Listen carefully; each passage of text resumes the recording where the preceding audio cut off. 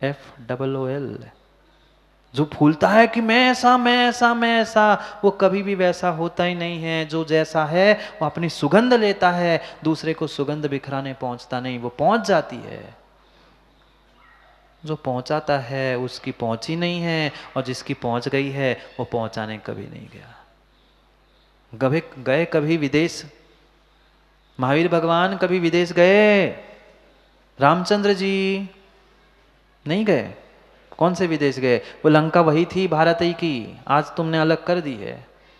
आज तुमने भारत से पाकिस्तान बांग्लादेश अलग कर दिया, विदेश आज कह रहे हो, उस समय की बात करो ना। कौन से आदिनाथ भगवान गए?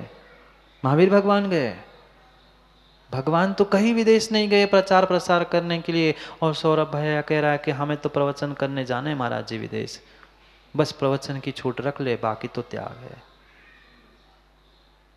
सोचो विचार करो भाई, अगरबत्ती फूल कहीं भी हो उसमें सुगंध है तो चारों दिशाओं में फैल जाएगी। तुम्हें हर जगह हर कमरे में जाके अगरबत्ती घुमानी नहीं पड़ेगी कि यहाँ भी कमरे में सुगंध हो जाए, यहाँ भी कमरे में सुगंध हो जाए। अगर अगरबत्ती में अच्छी सुगंध है तो घर के किसी भी कोने में लगा लो, पूरे घर को महकाती है। ऐसे तुम्हारी साधना की, ब्रह्मचर्य की सुगंध है तो पूरे देश में क्या पूरे ब्रह्मांड में फैल सकती है। तुम्हें धर्म की और प्रसंग की प्रचार करने की, तुम्हें अपने चर्म की प्रचार प्रभावना करने की कोई आवश्यकता नहीं है।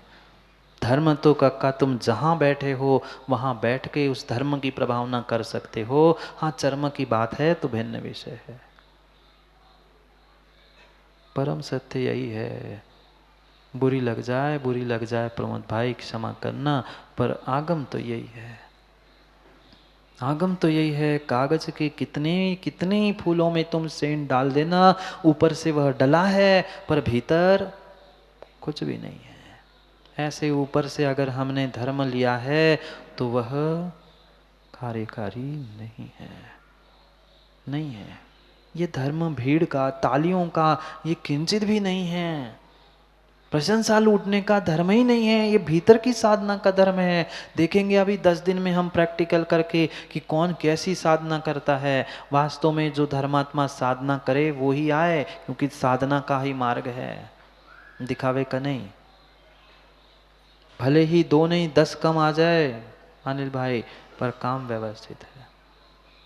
हाँ, नहीं तो अभी अपन ने व्यवस्था नहीं बनाई होती तो पक्का मानना 5,000 तो पब्लिक हो ही जाती। पर साधना सीखनी है, दिखावा नहीं। अनादिकाल से, माँ अनादिकाल से उस पर्युषण पर्व में भी दिखावा तो करते रहे, मनोरंजन ही तो करते रहे। कभी तो आत्मरंजन की बात भी तो सीखो कि हम आत्मरंजन कैसे कर सकते हैं 24 घंटे रहते हुए। वे दिगंबर साधु कुछ ना होने पर भी कैसे जीवित रहते हैं। तुम्हारे पास इतने इतने साधन होने पर भी तुम खुश नहीं हो, उनके पास कुछ नहीं भी वे खुश कैसे रहते हैं? क्योंकि साधनों के साथ जी लेना बहुत बड़ी बात नहीं है, साधनों को छोड़कर एकांत में अपने आप में रह लेना बहुत बड़ी बात है। ये स्वरूप समझने की आवश्यकता है। हम न स्वरूप समझ रहे हैं न प्रतिमा समझ रहे, मात्र रूप में उलझे हैं। रूप मतलब धर्म नहीं है, स्वरूप मतलब धर्म है। क्यों क्यों मिट्टी के पुतले बन रहे हो? सोचो विचार करो। मिट्टी के पुतलों, बुरा लग रहा है? बुरा लग रहा है? बुरा लग जाए तो अच्छी बात है दाऊ, थोड़ा सा सुधार हो जाए। मिट्टी के तो पुतले बने हैं, मिट्टी के तो पुतले बने। कभी कुम्हार को नहीं देखा? उसके यहाँ भी मिट्टी के बिल्कुल एक समान मटके पुतले सब कुछ बने रहते हैं। लड़ रहे हैं, राग कर रहे हैं, कोई द्वेष कर रहा है, किसी को कुछ अच्छा लग रहा है, किसी को कुछ अच्छा लग रहा है, सब तोड़ दो। क्या थी? मिट्टी थी। मटके में मिट्टी थी, पुतले में मिट्टी थी। वह जो जो बनाया था मिट्टी से, सब मिट्टी मिट्टी थी। ये भी तो मिट्टी है, ये भी तो मिट्टी है। मिट्टी के पुतलों, इस मिट्टी में क्यों उलझ रहे हो? किसी की गोरी मिट्टी है, किसी की काली मिट्टी है। नहीं है? वैसे मुल्तानी मिट्टी देख लो तो गोरी है, और खेत की देख लो तो काली है, और कौन खेत की देख लो तो लाल भी है। भाई मिट्टी के पुतले मत बनो। ये साधना मिट्टी की पुतलों की नहीं है, भेष की नहीं है, ये भीतर के भावों की साधना चल रही है। जो अपनी आत्मा को प्राप्त करना चाहता है वह बाहर की स्त्री पुरुष आदि का भेद ही छोड़ दिया, जो अपने शील में लीन है, गुरु सेवा में लीन है। ठीक है, नहीं साधु बन के हम उत्कृष्ट वह ब्रह्मचर्य धारण कर रहे, उत्तम ब्रह्मचर्य नहीं धारण कर पा रहे हैं, पर ऐसे उत्तम ब्रह्मचारी गुरुओं की सेवा तो कर सकते। सेवा नहीं कर रहे हैं, सेवा नहीं कर रहे हैं, और व्रत लेकर अगर कहीं अन्यत्र रहने का अगर विचार है तो प्रमोद भाई कभी विचार करना मत। घर में श्रावक बन के बिना प्रतिमा बिना साधना के रह लेना श्रेष्ठ है, पर धर्मात्मा का वह भेष बनाकर सात्विक प्रतिमा लेकर कहीं अन्य स्थानों में उलझ जाना योग्य नहीं है। भाई यहाँ से निकले और वहाँ जाके चिपके, क्या मतलब? वहाँ से निकले और यहाँ चिपकते तो कुछ काम के थे, न यहाँ के बच्चे न वहाँ के बच्चे न यहाँ के, तो पहुँचे ही नहीं। ऐसी स्थिति है। धोबी का आप ही कह लो, न घर का न घाट का। ऐसी स्थिति है। अब बेचारे ऐसे हो गए, इतने वह धर्मात्मा बन गए, लोग धर्मात्मा कह रहे हैं, सो अब भेष छोड़ के घर जा नहीं सकते। घर वालों ने निकाल दिया, भाई जाओ, तुम धर्मात्मा बन गए, तुम आगे बढ़ गए हो, जाओ। घर के भी नहीं बचे, और यहाँ नहीं रह रहे हो तो, गुरु की सेवा में नहीं रह रहे तो, न घर के ना, अब आप ही कह लो, आप ही सोच लो। स्वाध्याय परायण, गुरु सेवा में परायण, गुरु सेवा में तत्पर, ये एक एक स्वरूप है। सामायिक प्रतिक्रमण सभी पूर्व क्रियाओं के साथ जो जी रहा है वही वास्तव में धर्मात्मा है। मिट्टी का पुतला धर्मात्मा नहीं है, कागज के फूल धर्मात्मा है नहीं है, वह और खेत में खड़ा बिजू का भी धर्मात्मा नहीं है। ये धर्मात्मा की कैटेगरी शुरू हो गई। अभी तो मात्र साधक रूपी श्रावक का भी जगन्य पड़ना था, अब तुम थोड़े से बड़े बने हो, थोड़े से बड़े बनने जा रहे हो, थोड़ी तो जिम्मेदारी को समझो बेटा। 25 साल के हो गए तुम, घर की थोड़ी सी जिम्मेदारी सर्वोदय समझो। घर की तो जिम्मेदारी हर कोई समझाएगा, पर जीवन की जिम्मेदारी कब समझेंगे? तुम आगे बढ़ रहे हो, सफेदी आ गई बालों में, सफेदी आ गई तुम्हारे वस्त्रों में, और परिणामों में सफेदी नहीं आई तो किस बात की सफेदी और किस बात की प्रतिमा? भोजन करते आप लोग? भोजन करते आप लोग? सभी भोजन करते हो। परासी वाले दादा क्या नाम? मोनू नाम क्या दादा का? हाँ, चश्मे वाले हैं अनिल भैया, मैं प्रश्न पूछना चाहता हूँ, आप भोजन करते परासिया में? भोजन करते समय रोटी आदि सब खाने के बाद सबसे आखिरी में क्या खाते हो? सबसे आखिरी में चावल खाते हो क्या? चावल नहीं खाते? त्याग है चावल का? त्याग नहीं है पर खाते नहीं है, पर सामान्य जीव तो चावल खाते हैं ना। आप लोग नहीं खाते चावल? चावल अगर भोजन करते करते करते थाली में चावल आ गया कक्का, मतलब क्या हुआ? आप तो खा रहे थे, अभी भूख थी, कहीं बैठे थे प्रमोद भाई, और किसी ने लाके चावल रख दिया, या कह रहे चावल भी बने हैं, चावल ले आऊं क्या?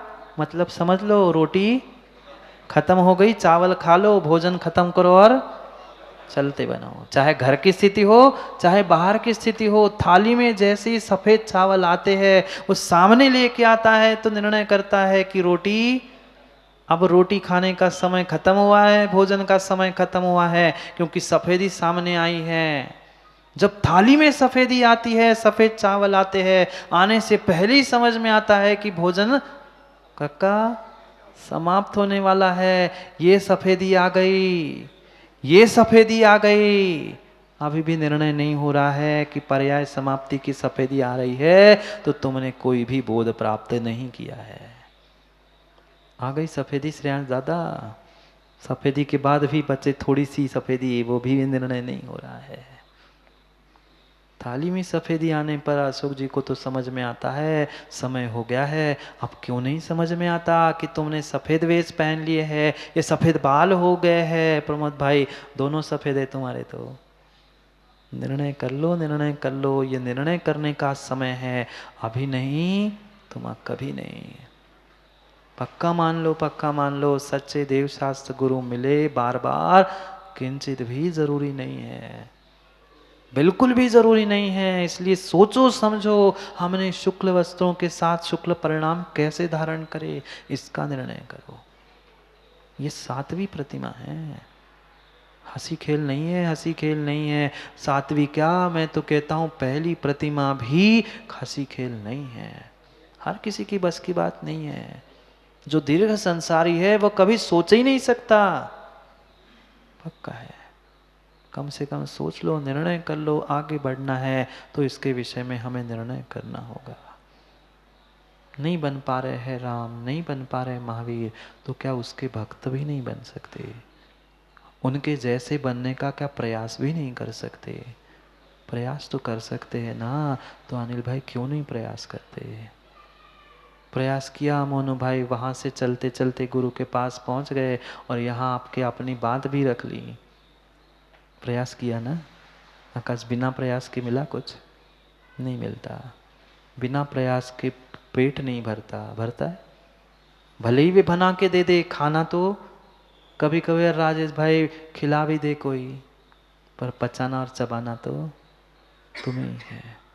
वह भोजन करने के लिए, पेट भरने के लिए प्रयास करते हो, जेब जेब भर जाती है ऐसी, जेब भरने के लिए भी प्रयास करते हो, फिर वह सिद्धालय को भरने के लिए भी तो कभी प्रयास करो कि हम भी वहां जाके उस सिद्धालय को भर ले। ऐसा भी कभी पुरुषार्थ प्रयास कर लो, विचार करो, निर्णय करो। कभी ना कभी तो हमें मां बैठकर विचार करना होगा। ये एक एक एक एक हमें बहुत बारीकाई से इन प्रतिमाओं के स्वरूप को समझने की आवश्यकता है। मन की परिणामों की स्वस्थता, जो स्त्री राग कथा श्रवण तन मनोराग आदि आदि सबसे दूर होके, वह सबसे लीन होके अपने आप में जीना, यही वास्तव में शील और ब्रह्मचर्य प्रतिमा है। गंभीरता के साथ जिम्मेदारी का बोध करते हुए, वो ही सच्ची श्रावक की 7वीं प्रतिमा है। समय हो गया श्रेयांश दादा, समय हो गया। 70-80 के हो गए, पर फिर भी अभी व्रत भी लेने की भावना नहीं है। तो विचार कर लेना कि हमारे परिणति परिणाम क्या है। ये तो पक्का पक्का निर्णय करना है कि मात्र और मात्र, मात्र और मात्र प्रमोद भाई पशु वृत्ति का त्याग ब्रह्मचर्य प्रतिमा नहीं है। जो जो मेरी दृष्टि पर वस्तु में, पर पदार्थों में, पर व्यक्ति, पर पुरुष, पर स्त्री, पर में जहां जा रही है, वहां वह कुशील है, अब्रह्म है। मात्र भीतर की साधना, भीतर की निश्चय से नहीं हो पा रही है, तो वह सच्चे देव शास्त्र गुरु की साधना, उसकी शरण, उनकी ही शरण में, उनकी ही शरण में रहना है। अकेले रहने की सौरभ भाई कहीं से कहीं तक आज्ञा नहीं है, नहीं है। तुम कह दो अकेले नहीं महाराज जी, हम तो संग बना के रह रहे, ब्रह्मचारी का संग भी नहीं होता, गुरु के साथ ही होते हैं। ये आगम की बात है आसु भाई, लड़ने नहीं आना। मैं तो अभी कहता हूँ, मैं तो अभी से हाथ जोड़ के क्षमा मांगता हूँ भाई। पंचम काल है, अपन किसी को कमठ बना के नहीं जाना चाहते। जिस लिखा है सो पढ़ो, फिर जम रुचई तम कुछ। इंद्रियों के सुख के लिए किंचित भी धर्म नहीं है। धर्म करोगे, ईमानदारी से करोगे तो इंद्रिय सुख मिलेंगे, सहजता से मिलेंगे। पर इंद्रिय सुख के लिए अगर धर्म कर रहे हो, प्रतिमा धारण कर रहे हो, मान सम्मान के लिए मनीष भाई, तो वो तुम्हारी प्रतिमा नहीं है। बता रहा हूं मैं, किंचित भी पहले लाइन में बनने मिलेगा, पाटा लगेगा, वो हर कोई सम्मान नहीं। अभी तो अगली और प्रतिमाओं को समझना है। क्या हो गया आज ऐसे सब 2-4 दिन से बिल्कुल साइलेंट बैठे रही माताओं? क्या हो गया? बिल्कुल बात नहीं, कुछ नहीं, चुप्पी लेके बैठे, मौन है क्या? हैं? विचार कर रहे किस बात का? अच्छा, प्रतिमा लेने का। मुझे लगा और तो कोई विचार तो नहीं कर रहे कि कल से आए नहीं। कल्याण तो उसी में ही है। श्रावक कुल में जन्मे हैं तो सद श्रावक बन के मृत्यु तो कर ले, क्योंकि जन्मना तो अपने हाथ में था नहीं, मरना स्वाधीन है। मरने से पहले तो कम से कम वह पिछी कमंडल नहीं, कम से कम उत्तम श्रावक शुल्लक बने, वो नहीं, कम से कम मध्यम श्रावक सप्तम प्रतिमाधारी बने। जाओ काका, समय होगा, सफेदी आ गई। सोच लो। दाऊ, टेंशन लेने के लिए नहीं कह रहा हूं, नहीं तो घर में जाके टेंशन लेके बैठ जाओ, बीपी और शुगर और बढ़ जाए।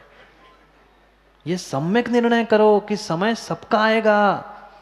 अगल बगल वाले एक दो तो चले ही गए। टेंशन हो रही उन्हें 2-3-15 दिन से, वे गए वे गए वे गए। सबको जाना है, टेंशन करके नहीं जाना है। जैसे अच्छे से अच्छे मार्ग से हमें आत्मा का कल्याण करके नियम, व्रत, संयम और समाधि से जाना है। तो ये साधना है, ये साधना है, समय नहीं, साधना को साधना है। जाओ, बहुत थोड़ा सा समय बचा है। पता है काका कितना समय है? नहीं पता, नहीं पता कितना समय है। तो समय को समय पे समझो और समय का बोध कर लो कि मुझे क्या करना है और क्या नहीं करना। ये 7वीं प्रतिमा का स्वरूप है, जो अपने माँ को माँ कहने वाला तो हर कोई इस संसार में है, पर अपने पत्नी को माँ कहने वाला ये 7वें प्रतिमा वाला धन्य है, श्रावक धन्य है। कितनी गजब की बात होगी अनिल भाई। श्रावक की प्रशंसा आचार्य भगवान कर रहे हैं, मुनिराज कर रहे हैं। क्यों? क्योंकि सामने निमित्त होने पर भी उस बेटे की माँ को, अपनी पत्नी को माँ कह रहा है, अपने बेटे के पिता को वह पिता के तुल्य देख रहे हैं। जाओ, धन्य है, धन्य है उस जीव के परिणाम जिसने इन सब विकल्पों को छोड़ के अपने आत्मा को प्राप्त करने का पुरुषार्थ किया। मिलते हैं कल पुनः समय पे, मिलते हैं समय पे। श्रेयांश दादा सोच लेना, समय हो गया है। कल पुनः समय पर, समय की बात समझने के लिए समय पे मिलते हैं, क्योंकि समय पे किया गया काम समय को दिलाता है। बोली भगवान महावीर स्वामी की।